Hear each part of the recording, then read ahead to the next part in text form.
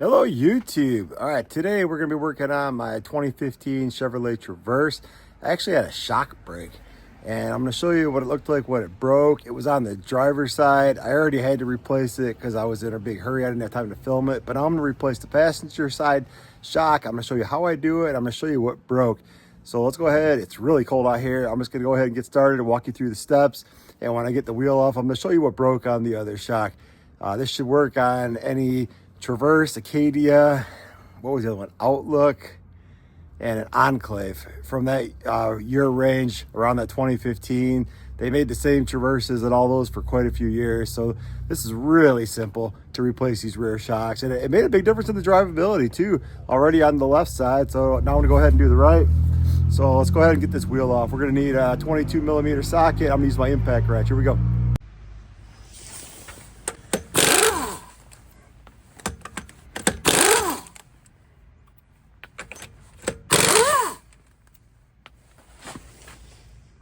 All right, I got the rear wheel off.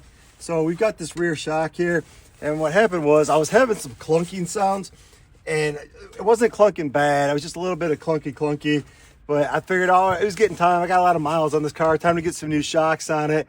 And I was thinking maybe I needed some sway bar end links too. So then I'm driving and all of a sudden the little clunk is all of a sudden it got really bad. And what ended up happening was there's this metal shaft that runs through this shock and there's a bushing. It's this rubber bushing and the top of the shock is round. Well, this bushing is supposed to be kind of solid inside this ring and it had come all the way out. So this shock was bouncing around like this, driving down the road. Bang, bang, bang, bang, bang, bang, bang, bang, bang. So it was totally safe. But at the same time, it wasn't good. It was making a bunch of noise and I was probably going to do some damage. So that's why I was in a big hurry. I had to replace the other one. But now I'm going to replace this side. I'm going to show you what I do here. Okay, I got this bottle jack here. I'm going to put this underneath the control arm so that I can jack it up and I can adjust the height. I can support the control arm, but I can also adjust the height when I get the new shock in to make sure the bolts slide in easily. So I'm going to just put a little bit of pressure on it just so it supports the control arm. Okay, on the bottom, there's just a bolt that goes all the way through, and there's a nut on the inside. They're about 21 millimeter.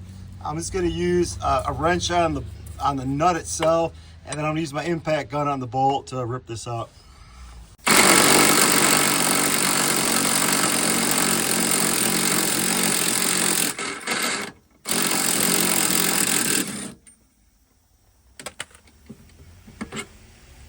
Okay, there you go. Nice long bolt and a nut. Got a big washer on it. Make sure you don't lose any pieces. Now the shock is loose down here. Up here, you've got I think an 18 millimeter nut, 15 millimeter bolt, and then it helps to take out this top 15 millimeter bolt and loosen this lower 15 millimeter bolt. So that allows the bracket on this to swing out and get the shock apart easier.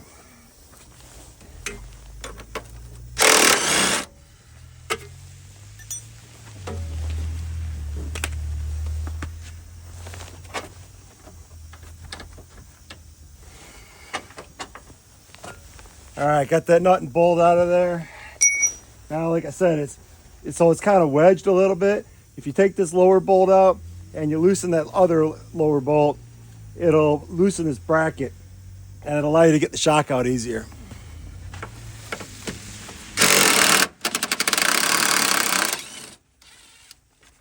Okay, take that one out.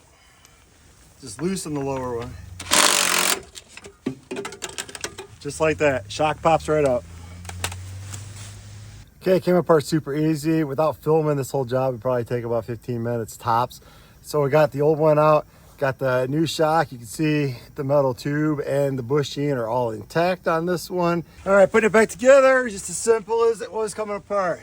So just position it in place, put the long bolt back through the tube, put the nut on. I didn't tighten it down yet. I still got this bracket loose. So I got to put this bolt back in place. Okay, it's important to note that the control arm has a recessed area that's angled. One side of the shock is flat with like a rubber bushing on it. The other side is angled. and that's the meat go inside there. So you want to make sure you get that lined up straight when you put it together. All right, let's go ahead. Got everything lined up. All the bolts are in place. Well, let's just tighten everything up the way it should be.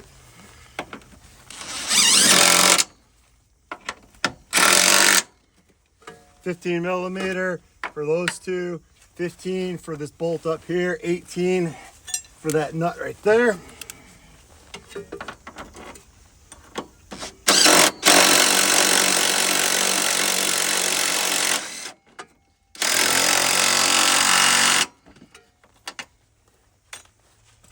And the bottom again was 21mm for the nut, 21mm for the bolt. Gonna tighten those up, put my wheel back on, good to go. All right, that's that. Real easy video here. Super easy to replace these shocks on these Traverses, Enclaves, Outlooks, Acadias. Super easy job to do. So if you got any clunking in the back, check around, look for the shocks, look for that bushing. Maybe it came out like it did at mine.